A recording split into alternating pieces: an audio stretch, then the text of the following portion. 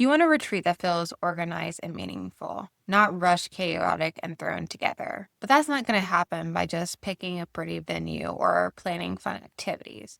Why? Because that's not what planning a retreat is really all about. A retreat that's organized and meaningful, that starts with a strong foundation that takes place way before anybody even walks through the door. In this video, I'm breaking down the key foundational steps that you need to set in place now so that you can host a retreat that you're proud of and want to do over and over again.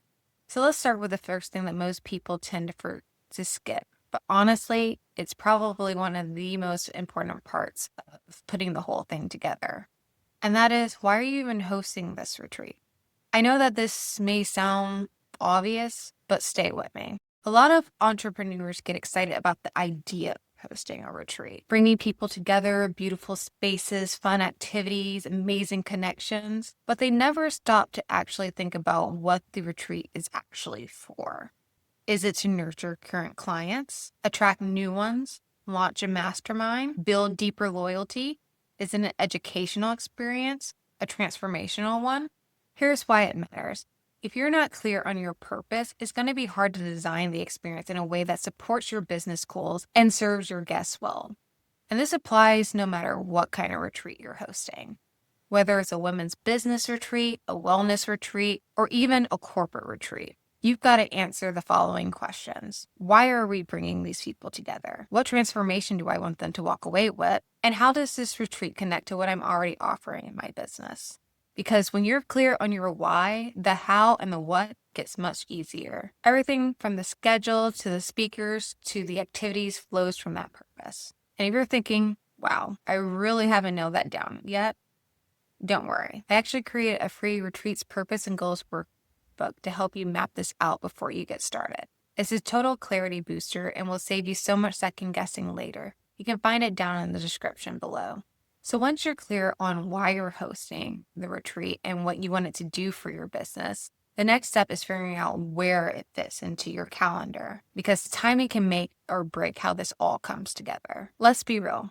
A retreat is not something that you want to squeeze in between launches or arrange before a holiday. You need margin. You need time to plan, time to market, and time to breathe. Ideally, you're thinking about this when you're mapping out your year for your business planning. That way, you're not just carving out time for the retreat itself, but for all the prep work that leads into it. Plus, the earlier you decide, the more time your audience has to plan, save, and get excited. Here are a few things to think about when choosing your retreat date. Avoid major holidays that could conflict with travel or family plans. Watch out for big launches in your business. You don't want to split your focus. Think about your audience. For example, if your primary audience are mothers, be mindful of school breaks and summer. Know that high travel seasons can also drive up airfare and hotel venue costs. And if you're hosting a corporate retreat, plan even further. Conference months like September and October get booked up fast, and you want to secure your spot as soon as possible. Here's a good rule of thumb. For smaller retreats, aim for about 6 months out. For larger retreats or destination retreats, try and plan 9 to 12 months out. And for corporate retreats, you may need 12 to 18 months, possibly even more, to secure your ideal vendor and venues. The earlier you get this on your calendar, the more options you have and the less stress you'll be. But if you're working with a tighter deadline, you have to be dialed in from the start. That means getting super clear on your decisions, your deadlines, and your priorities early on, because you won't have much time for wiggle room.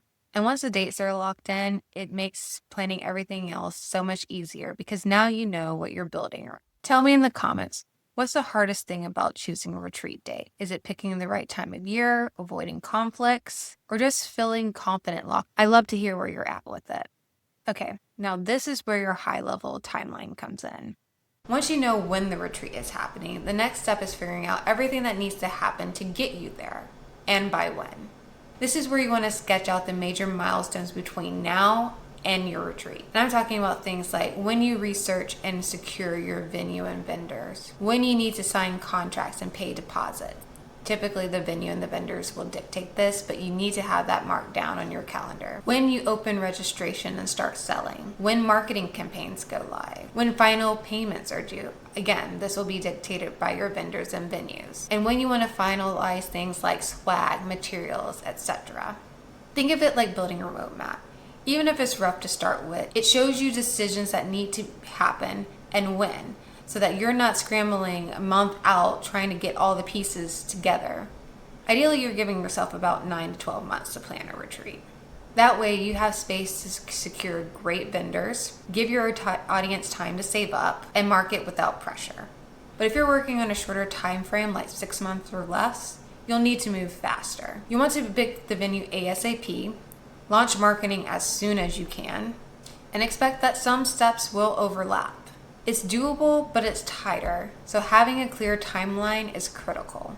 And don't worry if this feels overwhelming. I actually created a retreat timeline template that you can find in the description below. It'll give you a starting point which you can customize for your own event. And here's one more thing I recommend, something that your future self will be so grateful for. Start your retreat planning hub now. Seriously.